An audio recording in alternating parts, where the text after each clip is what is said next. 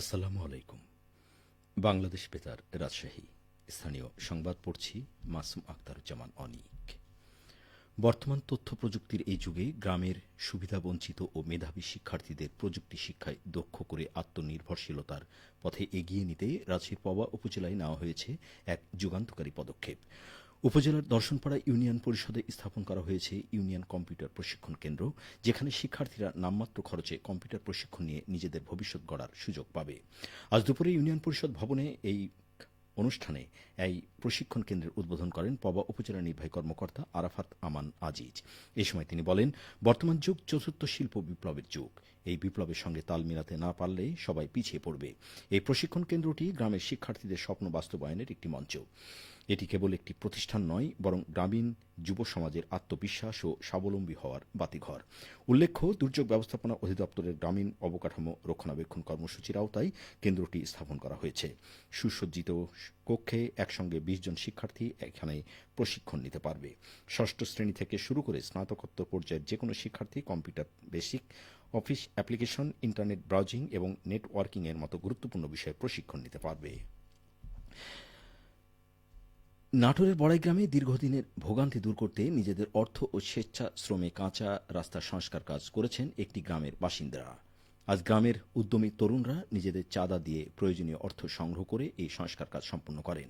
উপজেলার বড়াইগ্রাম সদর ইউনিয়নের লক্ষ্মীপুর গ্রামের আব্দুল জব্বার মাস্টারের বাড়ি থেকে নতুন বাজার পর্যন্ত রাস্তাটুকু এখনও কাঁচা রয়েছে। এই রাস্তা দিয়ে লক্ষ্মীপুর উপশহর, নিশ্চিন্তপুর, খিদিরপুর সহ কয়েকটি গ্রামের লোকজন হাসপাতাল, থানা, হাটবাজার সহ উপজেলা সদরে যাতায়াত করেন। এছাড়া এসব গ্রামের শিক্ষার্থীরাও প্রতিদিন এ পথেই স্কুল, কলেজ, মাদ্রাসায় যায়। কিন্তু সামান্য বৃষ্টি হলে রাস্তাটি চলাচলের অনুপযোগী হয়ে পড়ে। ফলে যানবাহন চলাচল তো দূরের কথা, পায়ে হেঁটে চলাও মুশকিল হয়ে পড়ে। বিশেষ করে চলতি বর্ষায় রাস্তাটি পুরো কর্দমাক্ত হয়ে গিয়েছিল। দুর্ভোগ লাঘবে গ্রামের যুবকরা আলোচনার মাধ্যমে নিজেরাই রাস্তা সংস্কারের সিদ্ধান্ত নিয়ে সাধ্যমতো চাঁদা দিয়ে তহবিল গঠন করেন। গ্রামের ৪০-৫০ জন যুবকের অংশগ্রহণে আজ এই রাস্তা সংস্কার কাজ শেষ হয়। বড়াইগ্রাম ইউপি চেয়ারম্যান মমিন আলী জানান, রাস্তাটি গুরুত্বপূর্ণ, সেজন্য ওই রাস্তার কিছু অংশ এইচবিবিকরণ করা হয়েছে। তবে গ্রামবাসী যেটুকু কাজ করছেন তাতে অভিভূত।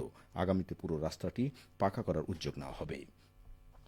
নওগাঁয় চালের দর নিয়ন্ত্রণে রাখতে ধান চালের মজুদ বিরোধী যৌথ অভিযান চালিয়ে ৫,৩০,০০০ টাকা জরিমানা করা হয়েছে। আজ জেলার সদর উপজেলা ও মহাদেবপুর উপজেলায় বেশ কয়েকটি রাইস মিল এবং গুদাম এই অভিযান চালানো হয়। অভিযানে খাদ্য বিভাগ, ভোক্তা অধিকার সংরক্ষণ অধিদপ্তর, এনএসআই ও সেনাবাহিনীর সদস্যরা অংশ নেন। জানা গেছে, কর্মকর্তাগণ এই দুই উপজেলার বেশ কয়েকটি রাইস মিল এবং গুদাম পরিদর্শন করেন। সেগুলোতে খাদ্যশস্যের অবৈধ মজুদ সহ বেশ কিছু অনিয়ম খুঁজে পান। এ সময় ৬টি রাইস মিল ও গুদাম মালিকের মোট ৫,৩০,০০০ টাকা অর্থদণ্ড আরোপ করেন। নিয়মিত অভিযানের ফলে পাইকারিতে চালের দর কমতে শুরু করেছে বলে বলছেন কর্মকর্তারা। জুলাই গণঅভ্যুত্থানে শহীদ ও পঙ্গুত্ব বরণকারীদের স্মরণে রাজশাহীতে এতিম দুস্থদের মাঝে খাবার বিতরণ করা হয়েছে। আজ দুপুরে রাজশাহী মহানগরী জামাতের উদ্যোগে নগরীর শিরোইলে দাওয়াতুল ইসলাম ট্রাস্ট এতিমখানায় এই খাবার বিতরণ করা হয়। রাজশাহী মহানগরী জামাতের নায়েবে আমির ডাক্তার মোহাম্মদ জাহাঙ্গীর এই অনুষ্ঠানে সভাপতিত্ব করেন। রাজশাহীতে অভ্যুত্থানের সময় শহীদ আলী রায়হান, সাকিব আঞ্জুম সহ সকল শহীদদের স্মরণ করে খাবার বিতরণ অনুষ্ঠান শুরু করা হয়।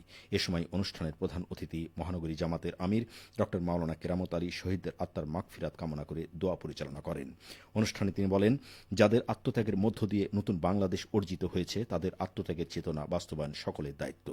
অনুষ্ঠানে অন্যদের মধ্যে রাজশাহী মহানগরী জামাতের সেক্রেটারি ইমাজউদ্দিন মণ্ডল ও সাংগঠনিক সেক্রেটারি জসিমউদ্দিন সরকার বক্তব্য রাখেন। নওগাঁয় জেলা প্রশাসনের আয়োজনে আগামী ১৮ ও ১৯ আগস্ট ২ দিনব্যাপী আম উৎসব ও আম মেলা ২০২৫ আয়োজন করা হচ্ছে। আজ বিকেলে জেলা প্রশাসকের সম্মেলন কক্ষে অনুষ্ঠিত এক প্রস্তুতি সভায় এই সিদ্ধান্ত হয়। জেলার সাপাহার উপজেলার সাপাহার পাইলট উচ্চ বিদ্যালয় মাঠে এই মেলার আয়োজন করা হবে। প্রস্তুতি সভায় বক্তারা বলেন, দেশে আম উৎপাদনের শীর্ষ জেলা হিসেবে নওগাঁ জেলা ইতিমধ্যেই আমের বাণিজ্যিক রাজধানী হিসেবে খ্যাতি অর্জন করেছে। জেলার আম্রপালি আমের সুনাম ছড়িয়ে পড়েছে। এছাড়া জেলার নিজস্ব আম হিসেবে নাগফজলি জিআই পণ্য হিসেবে স্বীকৃতি পেয়েছে। মেলায় স্থানীয়ভাবে উৎপাদিত আমের পরিচিতি তুলে ধরার পাশাপাশি উৎপাদন সম্প্রসারণে কৃষক, বাগানী, রপ্তানিকারক, উদ্যোক্তা, ব্যবসায়ী বিভিন্ন প্রতিষ্ঠানকে সম্পৃক্ত করার সিদ্ধান্ত নেওয়া হয়। জেলা প্রশাসক মোহাম্মদ আব্দুল আওয়ালের সভাপতিত্বেই সভায় জেলা কৃষি সম্প্রসারণ অধিদপ্তরের উপপরিচালক কৃষিবিদ আবুল কালাম আজাদ, অতিরিক্ত জেলা প্রশাসক AH এরফান উদ্দিন আহমেদ সহ অনেকেই উপস্থিত ছিলেন। সবশেষে আবহাওয়া। আজ রাজশাহীতে সর্বোচ্চ তাপমাত্রা ছিল 34.3 ডিগ্রি এবং সর্বনিম্ন 27 ডিগ্রি সেলসিয়াস। সন্ধ্যে 6টায় বাতাসে আপেক্ষিক আর্দ্রতার পরিমাণ ছিল 73%। রাজশাহী পার্শ্ববর্তী এলাকায় আগামীকাল সূর্যোদয় ভোর 5টা 20 মিনিটে। সংবাদ শেষ হল। আমাদের পরবর্তী স্থানীয় সংবাদ প্রচারিত হবে আগামীকাল সকাল 8টা 10 মিনিটে।